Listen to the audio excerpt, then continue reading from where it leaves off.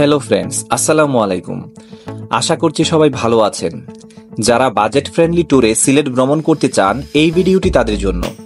এই ভিডিওতে আলোচনা করতে যাচ্ছি মাত্র একদিনে স্বল্প খরচে কিভাবে উপমহাদেশের বৃহত্তম চা বাগান, সাদা পাথর এবং হজরত শাহজালাল রহমতুল্লাহ আলাইহিস-সালামের মাজার শরীফ ঘুরে দেখবেন। ভ্রমণ পরিকল্পনাও সাজিয়ে দিয়েছি আপনাদের সুবিধার্থে। পাশাপাশি তুলে ধরছি এই সকল দর্শনীয় স্থানের সংক্ষিপ্ত ইতিহাস এবং পরিচিতি। ভিডিওটি বিভিন্ন চ্যাপ্টারে ভাগ করা থাকবে। আপনাদের সুবিধা মতো শুধুমাত্র প্রয়োজনীয় চ্যাপ্টারও চাইলে দেখতে পারেন। তবে যেহেতু ভিডিওটি তথ্যবহুল এবং বিশ্লেষণধর্মী, আশা করছি আপনারা সর্বোত্তম তথ্য এখানে পাবেন এবং উপকৃত হবেন। ভিডিওটি ভালো লাগলে চ্যানেলটি সাবস্ক্রাইব করার জন্য অনুরোধ থাকবে। পাশাপাশি আপনার মূল্যবান মতামত কমেন্টসে জানাতে পারেন। So quick and snappy, let's make you happy.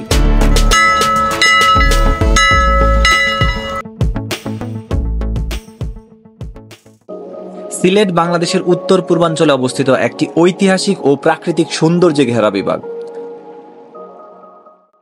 হজরত শাহজালাল রহমতুল্লাহ আলাইহিস-সালাম ও হজরত শাহপরান রহমতুল্লাহ আলাইহিস-সালামের আগমনের মাধ্যমে ইসলাম প্রচারের গুরুত্বপূর্ণ কেন্দ্র হয়ে ওঠে সিলেট। ব্রিটিশ আমলে সিলেট ছিল আসাম প্রদেশের অংশ। 1947 সালের গণভোটের মাধ্যমে পূর্ব পাকিস্তানে, অতঃপর যুদ্ধ পরবর্তী সময়ে বাংলাদেশের গুরুত্বপূর্ণ অংশ হয় সিলেট। পর্যটন, প্রকৃতি ও সংস্কৃতির অপূর্ব এক সংমিশ্রণে দেশের সবচেয়ে ছোট এবং সুন্দর বিভাগ হল সিলেট। ঢাকা থেকে সিলেট যাওয়ার উপায়। ঢাকা থেকে খুব সহজেই আপনারা সিলেট যেতে পারেন। ঢাকার আরামবাগ থেকে সিলেটগামী অসংখ্য বাস রয়েছে। হানিফ, শ্যামলী পরিবহন, এনা, গ্রিন লাইন সহ অসংখ্য বাস সার্ভিস রয়েছে ঢাকা থেকে সিলেটগামী। এসি বাসের ভাড়া পড়বে সর্বনিম্ন 1100 থেকে 1500 টাকা এবং নন এসির ভাড়া পড়বে 700 টাকা। ডে ট্যুরে সিলেট গেলে অবশ্যই আপনারা সন্ধ্যায় রওনা দিবেন।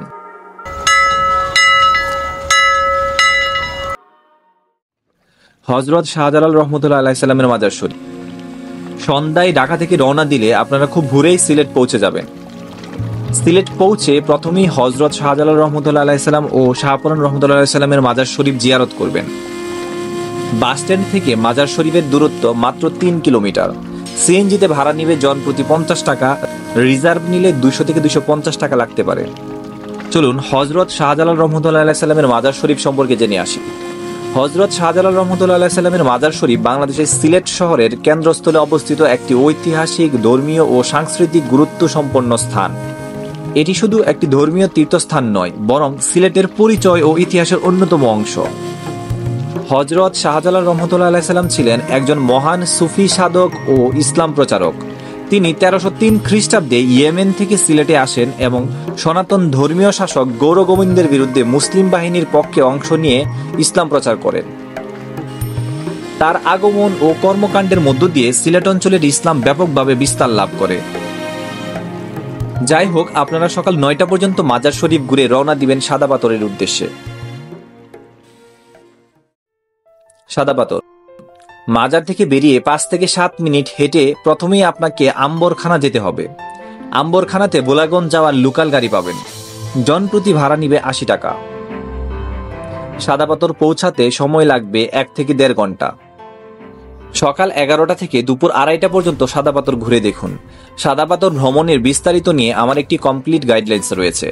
আই বাটন অথবা ডেসক্রিপশন বক্স থেকে সেটি দেখে আসতে পারেন। সাদা পাথর বাংলাদেশ ও ভারতের সীমান্তে অবস্থিত হওয়ায় মেঘালয়ের পাহাড় ঘেঁষে ঝর্ণা দেখা যায় এখানে। তাছাড়াও এখানে স্বচ্ছ সবুজাভ নদীর পানি, সাদা পাথরের বিস্তৃত এলাকা, দূরের মেঘালয় পাহাড় ও ঝর্ণার দৃশ্য এবং নৌকা ও বালুচরে হাঁটার অভিজ্ঞতা অর্জন করতে পারবেন। আপনাদের সুবিধার্থে বলে রাখছি, সাদা পাথরে আপনাদের নৌকা রিজার্ভ করতে হবে। নৌকা রিজার্ভের খরচ পড়বে 800 টাকা। এক নৌকায় সর্বোচ্চ 9 জন উঠতে পারবেন। আপনারা সংখ্যায় কম হলে অন্য কোনো গ্রুপের সাথে মিলিয়ে নৌকা নিতে পারবেন। সাদা পাথর ভ্রমণ শেষে নৌকা ঘাটে আপনারা পেয়ে যাবেন খাবারের হোটেল। সেখান থেকে দুপুরের খাবার খেয়ে নিন। অতঃপর আপনাদেরকে রওনা দিতে হবে মালনীছড়া চা বাগান দেখার উদ্দেশ্যে। দুপুর 3টার মধ্যে খাবার শেষে চা বাগানের উদ্দেশ্যে রওনা দিন। সাদা পাথর থেকে মালনীছড়া চা বাগানের দূরত্ব 34 কিলোমিটার। সাদা পাথর ঘাট থেকে চা বাগানে যাওয়ার জন্য লেগুনা বা লোকাল বাস পেয়ে যাবেন। ভাড়া পড়বে জন প্রতি 50 থেকে 60 টাকা। যেতে সময় লাগবে 1 ঘন্টা। চলুন মালনীছড়া চা বাগান সম্পর্কে জেনে আসি। মালনীছড়া চা বাগান বাংলাদেশের সিলেট জেলায় অবস্থিত একটি ঐতিহাসিক ও প্রাকৃতিক সৌন্দর্যে ভরপুর স্থান। এটি উপমহাদেশের প্রথম ও বৃহত্তম চা বাগান হিসেবে পরিচিত, যা 1849 সালে ব্রিটিশ কর্মকর্তা লর্ড হার্টসন প্রতিষ্ঠা করেন। প্রায় 1500 একর জমির উপর বিস্তৃত এই বাগানটি সিলেট শহরের কেন্দ্র থেকে মাত্র 3 কিলোমিটার দূরে সিলেট আন্তর্জাতিক বিমানবন্দরের কাছাকাছি অবস্থিত। মালনীছড়া চা বাগান উপমহাদেশে বাণিজ্যিকভাবে প্রথম চা চাষের সূচনা করে। এটি 1849 সালে প্রতিষ্ঠিত হলেও কিছু সূত্র মতে 1854 সালে প্রতিষ্ঠিত হয় এবং 1857 সালে বাণিজ্যিক উৎপাদন শুরু হয়। ব্রিটিশ শাসনামলে শুরু হওয়া এই বাগান পরবর্তীতে পাকিস্তানি ও বাংলাদেশি ব্যবসায়ীদের অধীনে পরিচালিত হয় এবং 1988 সাল থেকে এটি ব্যক্তি মালিকানায় রয়েছে। এই চা বাগানটি সকাল 9টা থেকে সন্ধ্যা পর্যন্ত খোলা থাকে। বাগানে প্রবেশের জন্য কর্তৃপক্ষের অনুমতি নেওয়া প্রয়োজন এবং নামমাত্র মূল্যেই আপনারা বাগানে প্রবেশ করতে পারবেন।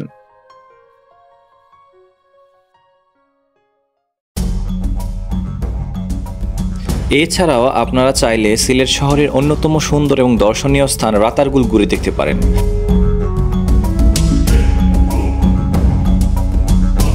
রাতারগুল বাংলাদেশে অবস্থিত একটি মিঠাপানির জলাবন। বিশ্বের অত্যন্ত স্বল্প সংখ্যক মিঠাপানির জলাবনগুলোর মধ্যে রাতারগুল একটি। এটি গোমাই নদীর তীরে ফতেহপুর ইউনিয়ন, গোয়াইনঘাট উপজেলা, সিলেট জেলায় অবস্থিত।